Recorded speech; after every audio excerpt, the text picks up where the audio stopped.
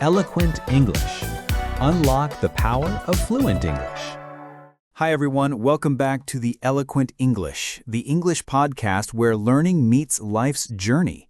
Unlock your potential, one episode at a time. We're happy to have you with us again. I'm Carl. And I'm Helen. Today, we're diving into a topic that every single one of us has wrestled with: procrastination. Maybe you're putting off starting that big project, avoiding a difficult conversation, or even delaying something as small as doing the dishes. Picture this. You're sitting at your desk, determined to start an important task, but instead, you find yourself scrolling through your phone or organizing your desk for the third time. Sound familiar? Be honest, when's the last time you said, "I'll do it later"? Oh, come on, Carl. They're not alone in this. Even I've spent hours binge watching your show when I should have been finishing a script. Procrastination feels harmless, like a quirky little habit. But here's the truth. Procrastination isn't just about being lazy. It's a sneaky thief that steals time and keeps you from reaching your goals. You could be better. By the end of this episode, you'll not only understand why we procrastinate, but also how to stop it in its tracks. This episode is going to make you rethink your habits and hopefully inspire you to act. Now, let's begin with something simple. What exactly is procrastination? Procrastination isn't just a delay, it's an intentional choice to put something off, even when we know it's important. It's when we tell ourselves we'll do something tomorrow, knowing deep down that tomorrow never really comes. It's not about time management, it's about managing our emotions and priorities. Take this classic scenario. You have a deadline, and instead of working on it, you suddenly feel an uncontrollable urge to clean your room, start a new hobby, or even research how to focus. That's procrastination's greatest trick. It convinces you that you're being productive while actually avoiding the real task. Why do we fall into this trap? For one, the task often feels overwhelming or uninteresting, but there's more to it than that. Procrastination taps into our desire to avoid discomfort. That discomfort might be fear of failure, perfectionism, or simply not knowing where to start. And let's be real, Carl, starting is often the hardest part, isn't it? Absolutely. It's like staring at a mountain and thinking, "I'll climb it later," but that later usually ends up looking like Netflix or a nap. Procrastination doesn't discriminate. It affects students, professionals, artists, and everyone in between. The important thing is recognizing when it's happening and understanding that it's not a character flaw, it's a behavior, and like any behavior, it can be changed. So, with that in mind, let's dive deeper into why we procrastinate. Why do we procrastinate? To answer this, let's peek into the complex workings of the human mind. Procrastination isn't just about poor discipline, it's deeply rooted in psychology. At its core, procrastination is a battle between two parts of your brain, the rational planner and the emotional child. The rational planner knows what needs to be done and when, but then the emotional child steps in and says, "Hey, let's do something fun instead." This inner tug-of-war often leads to postponing tasks. It's like having two voices in your head. One says, "Finish that assignment," while the other says, "But first, let's watch just one more YouTube video."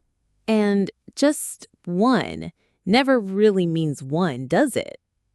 One of the key psychological reasons for procrastination is fear of failure. Imagine being tasked with writing an essay.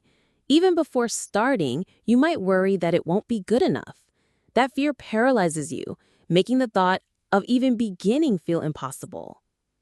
On the flip side, some people procrastinate because they crave perfection. If it can't be done perfectly, why do it at all? This mindset can be just as crippling as fear of failure. Then there's decision fatigue. We make hundreds of decisions every day. What to eat, what to wear, which tasks to prioritize. By the time we get to something important, our mental energy is drained. Procrastination becomes a way to avoid the mental load of making one more tough decision. I mean, have you ever stared at a long to-do list and thought, you know what? Let's do none of it. Oh, absolutely. It's easier to put it off than to figure out where to start. Another culprit is something called time inconsistency.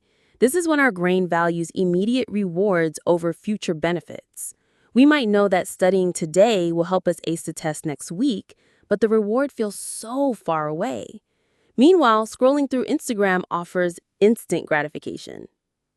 And don't forget procrastination's favorite sidekick, distraction. A single ping from your phone can derail your focus for hours.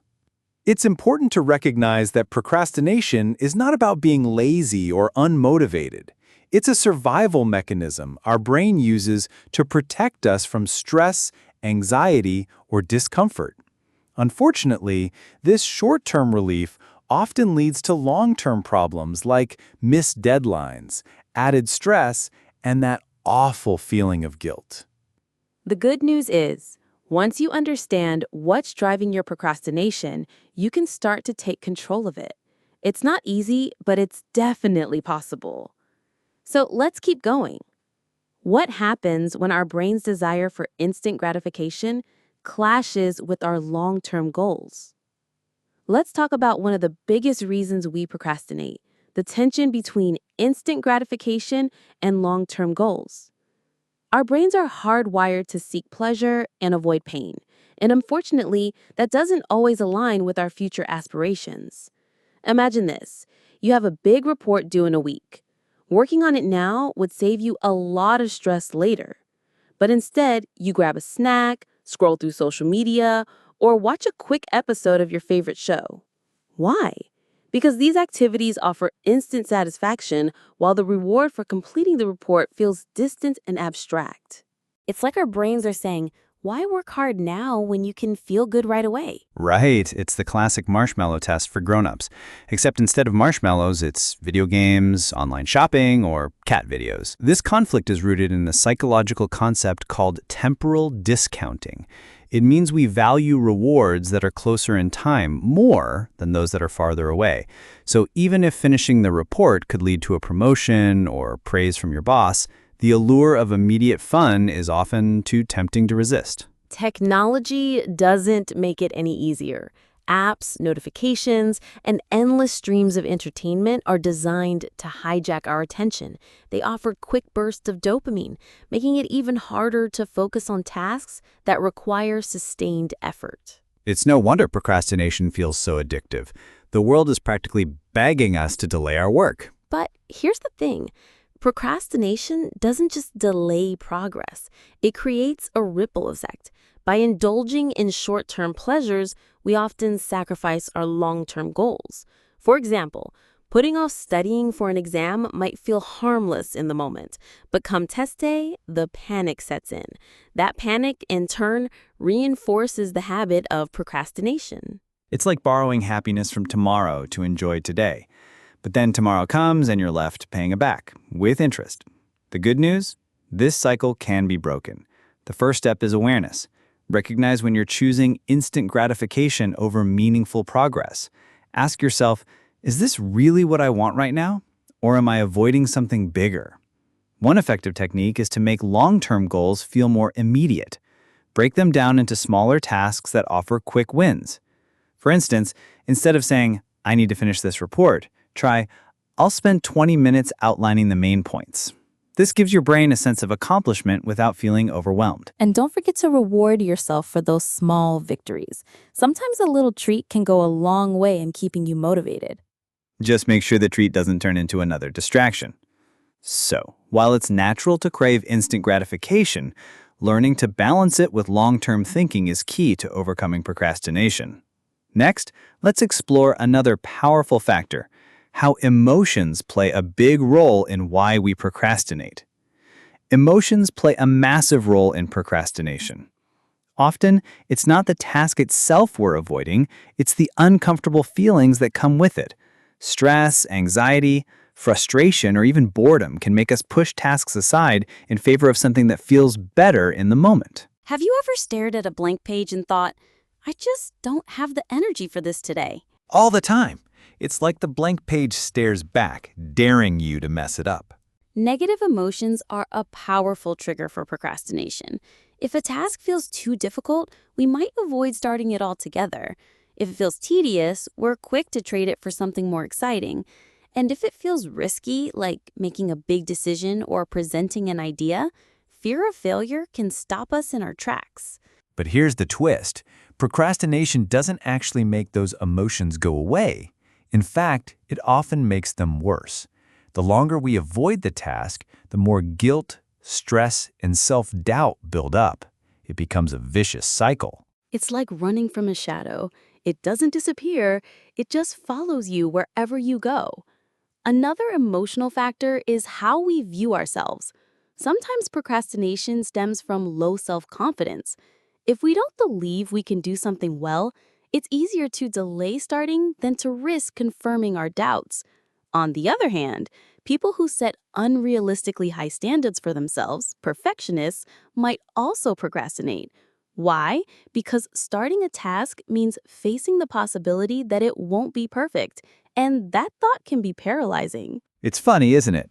Whether you think you're not good enough or you think you have to be perfect, both can lead to the same result. Nothing gets done. Our mood also has a significant impact. Studies showed that when we're in a good mood, we're more likely to tackle challenging tasks. But when we're feeling low or overwhelmed, even simple tasks can feel insurmountable. Unfortunately, this is where procrastination often disguises itself as self-care. I'll work on that later. I just need a little break first. Sound familiar? Oh, it's the classic lie we tell ourselves. And by the time you've had your break, the day's already gone. The solution? Start by acknowledging your feelings. Instead of avoiding the task, ask yourself, why am I hesitating? What emotion is holding me back? Sometimes simply naming the emotion can take away its power. Another trick is to focus on small actions. When a task feels overwhelming, breaking it into bite-sized pieces can make it feel more manageable. Instead of saying, I need to write this whole essay, say, I'll write just the first sentence. And don't underestimate the power of momentum. Once you start, even the smallest action can build into something bigger. With emotions in check, let's turn our attention to another big contributor to procrastination, our environment and external triggers. Your environment and external triggers play a huge role in procrastination. Ever notice how much easier it is to get distracted when your phone is within arm's reach or when your workspace is cluttered? That's because our surroundings heavily influence our behavior, often without us realizing it. Let's be honest. How many of us have sat down to work only to get sidetracked by reorganizing the desk? Guilty as charged, a messy space feels like an excuse to do anything but work. External triggers are everywhere. A buzzing phone, a pop-up notification, or even the sound of someone talking in the next room can pull our attention away in an instant. Social media is one of the biggest culprits. It's designed to keep us scrolling, offering endless entertainment at the expense of productivity. It's like the apps are saying, why work when you can watch this funny dog video instead? Distractions aren't always digital, though. Sometimes it's the environment itself. An uncomfortable chair, poor lighting, or too much noise can make focusing feel impossible. And let's not forget the people around us, family, friends, or coworkers who unknowingly interrupt our flow. It's hard to say no when someone asks for just a minute of your time. But here's the tricky part. We often create distractions for ourselves. Procrastination isn't just about reacting to triggers. It's also about using them as an escape. When a task feels too hard or boring, even cleaning the house can seem like a better option. To combat these environmental influences, start by identifying your triggers. What pulls you away from your work most often? Is it your phone, noise, the temptation to check your email? Once you know what's causing the distractions, you can take steps to minimize them. For me, it's all about creating a distraction-free zone. My phone stays in another room when I need to focus. Same here. I also set up a dedicated workspace. It trains my brain to associate that spot with getting things done. Another helpful strategy is to set clear boundaries. Let the people around you know when you need uninterrupted time. Use tools like noise-canceling headphones or apps that block distracting websites to keep your focus sharp. And don't underestimate the power of a good routine. Having a consistent schedule can make it easier to resist distractions because you're already in the habit of working at certain times. Remember, your environment should support your goals, not sabotage them. With a little effort, you can design a space that minimizes procrastination and maximizes productivity. Next, let's dive into the emotional aftermath of procrastination, the cycle of guilt and avoidance that keeps us stuck. Procrastination doesn't just delay progress, it leaves a trail of emotional consequences that can be hard to shake. Guilt, stress, and even shame are common feelings that follow when we avoid our responsibilities. This emotional aftermath often keeps us stuck in a vicious cycle. Have you ever put something off for so long that just thinking about it makes you feel worse? Oh, definitely. And the more I avoid it, the harder it feels to start. When we procrastinate, we're not just avoiding the task itself, we're also avoiding the negative emotions that come with it, like fear of failure or feeling overwhelmed. But ironically, the longer we delay, the bigger and scarier the task becomes in our minds. This creates a loop. Procrastinate, feel guilty, avoid the task more, and then feel even guiltier. This guilt isn't just in your head, it's physical too. Procrastination can lead to increased stress levels, which affect your body in ways like trouble sleeping, headaches, or even lowered immunity. It's a heavy price to pay for temporary relief. And let's not forget how procrastination eats away at our confidence. Missing deadlines or rushing to complete tasks at the last minute makes us feel like we're not capable of doing better. Exactly. It's like handing in a half-finished project and thinking, I could have done so much better if I just started earlier. The good news is that breaking free from this guilt cycle starts with self-compassion. Instead of beating yourself up for procrastinating, acknowledge it without judgment. Understand that it's a common behavior, not a reflection of your worth or abilities. Think of it this way. Procrastination is like a bad habit, not a personality trait, and habits can be changed. One way to move forward is to focus on small wins. Instead of trying to tackle the whole task at once, take a tiny step. Even 5 minutes of effort can start to chip away at the guilt and create momentum. Another powerful strategy is reframing your mindset. Instead of viewing the task as a burden, try to find meaning or purpose in it. Ask yourself, why does this matter? What will completing this bring me in the long run? And don't forget to reward yourself for making progress, no matter how small. A little positivity can go a long way in breaking the cycle. Guilt might be a natural response to procrastination, but it doesn't have to define your actions. By focusing on progress over perfection, you can start to rebuild your confidence and motivation. Next, let's explore actionable strategies to overcome procrastination, once and for all. Now that we've explored why we procrastinate and the effects it has on us, let's focus on strategies to overcome it. Procrastination might feel like an immovable obstacle, but with the right tools, you can tackle it head-on. First, let's talk about setting clear and achievable goals. One of the biggest reasons we procrastinate is because tasks feel vague or overwhelming.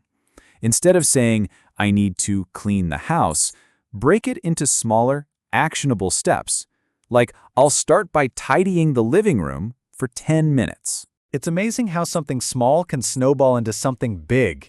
Once you start, you often keep going without even realizing it. Totally. It's the whole eating the elephant one bite at a time approach. Next, try using time management techniques like the Pomodoro technique. This involves working for 25 minutes and then taking a 5-minute break. By breaking tasks into manageable chunks, you'll find it easier to stay focused and productive.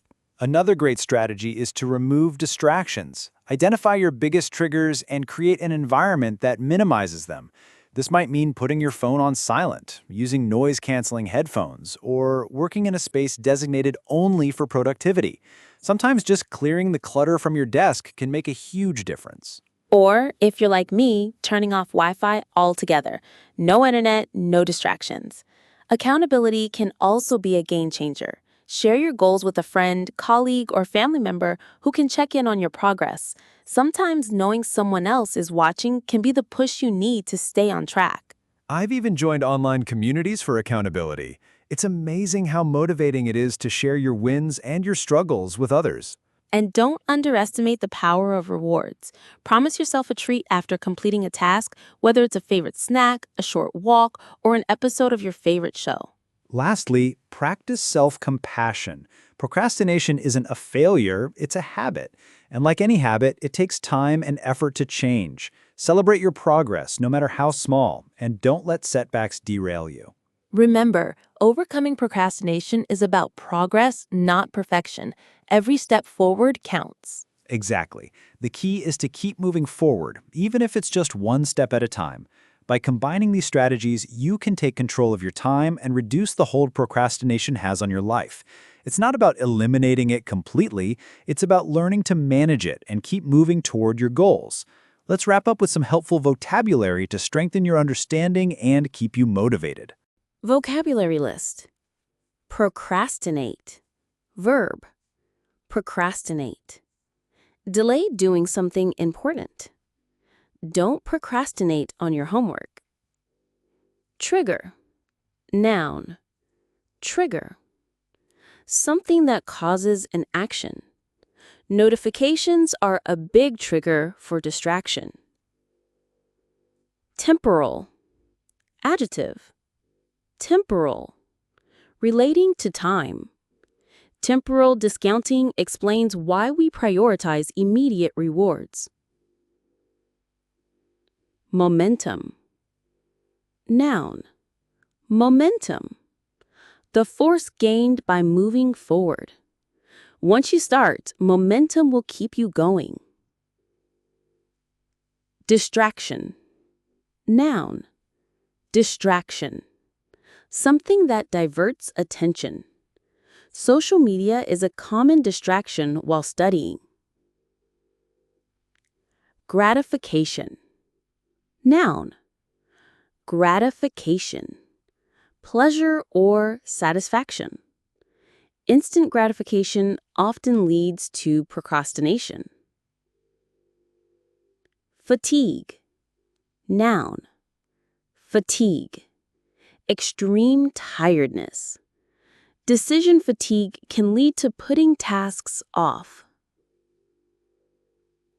Accountability. Noun. Accountability. Responsibility for actions.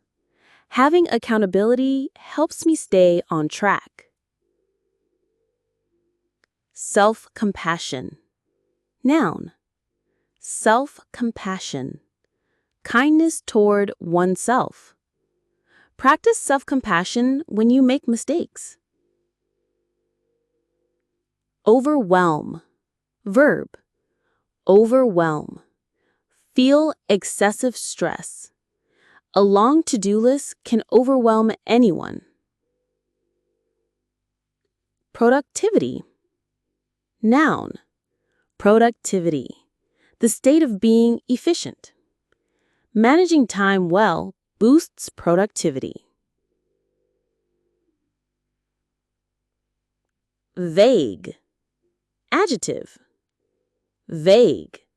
Unclear or uncertain. A vague goal can make it hard to start. Perfectionist. Noun. Perfectionist. Someone who strives for flawlessness. Perfectionists often procrastinate to avoid imperfection. Deadline. Noun. Deadline. A specific time for completing something. Missing a deadline creates unnecessary stress. Reward. Noun. Reward. Something given in return for effort. Treat yourself to a reward after finishing your task.